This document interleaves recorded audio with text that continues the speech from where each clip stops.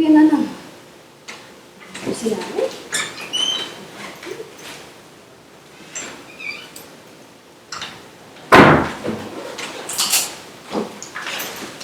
Oh, nakauwi ka na. Nanay, kanina pa. Basta araw mo. Ilang may ganun pa rin. Sabi mo nga ilagay ng itlog. Hindi.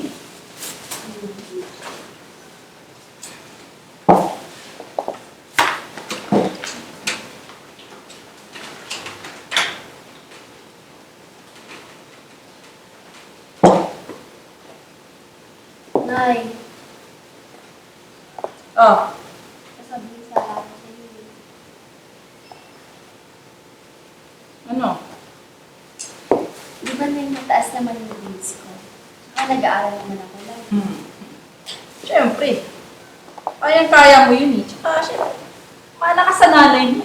Yun. Kasi ganito na, gusto ko sana ng bagong cellphone na. Okay lang sa'yo. Alam mo naman na sapat lang ang kinikita ng tatay mo. Hindi naman tayo, hindi paulit-ulit naman tayo. Oh, isa pa nga kulang ang binibigay ng tatay mo sa pagkain natin eh. Hindi tayo mayaman. Nay, cellphone lang yun, Nay. Cellphone lang. Hindi niyo pa kayang bilhin sa akin. Mayos ka. Ano ba naman yung cellphone lang? Hindi ka makaintindi? Sabi ko, sapat lang ang kinikita ng tatay mo. Ay, last time ko magulang. Ano sabi mo? Wala na. Cellphone na yan. Nag-aaral naman ako mabuti na yan, tsaka mataas naman yung grades ko. Oh, so? Kailangan may cellphone bago? Eh, syempre, meron yung best friend ko, kaya gusto ko. Meron din ako cellphone. Hindi ka makaintindi. Hindi tayo mayaman doon. Ang sabihin nyo, hindi nyo ako mahal. Bastos ka. Mais ka nga. Ate. Tumigil ka nga dyan. Hindi ka kausap ko. Para sa cellphone na, ganyan ka? Pinalaki ba ka bastos, ha? Ayoko na dito, ayoko na sa pamilyang to. Nay! Tama na yan. Respeto naman sa nanay, oh. Bastos ka. Sana hindi nila ako naging anak. Sana hindi na ako naging magulang ko. Ayoko na dito.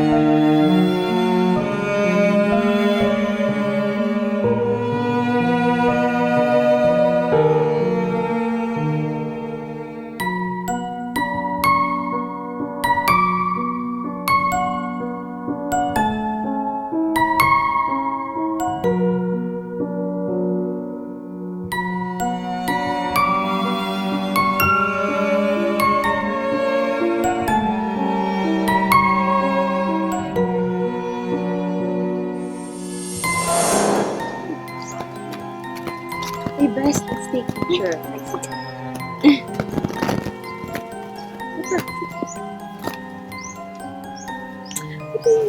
Ganda-ganda ng picture.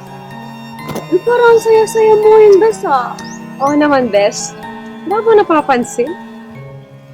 Wow! Uy, ang ganda-ganda naman ito ba? Sobrang ganda. Saan yan? I know, right? Bigay sa akin ng mga magulang ko. Kasi mataas na yung mga grades ko. Ay, ganun. Sana ako din may ganyan.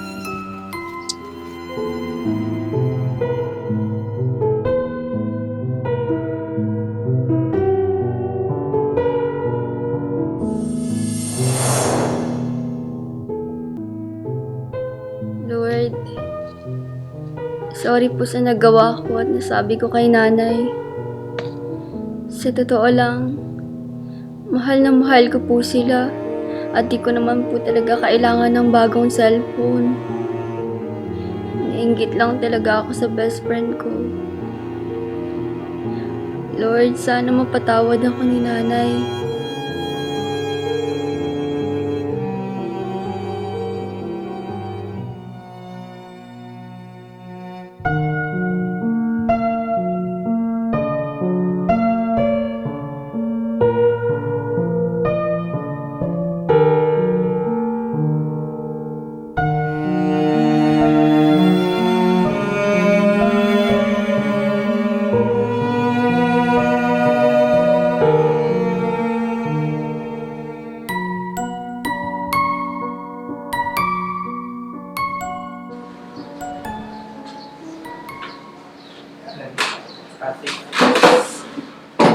Ay, sorry po.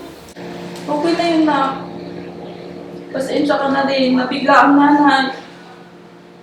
Pero, mahal na mahal ka namin ng kapatid mo. Pero, hindi ko lang kayang ibigay lahat ng gusto niyo ng kapatid mo.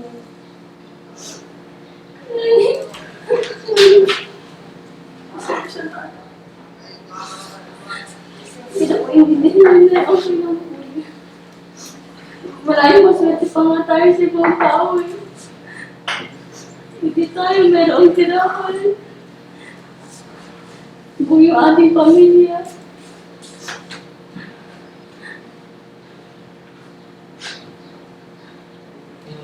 Sorry talaga. Sorry po. Okay ka lang ba? Saan ka nagpunta?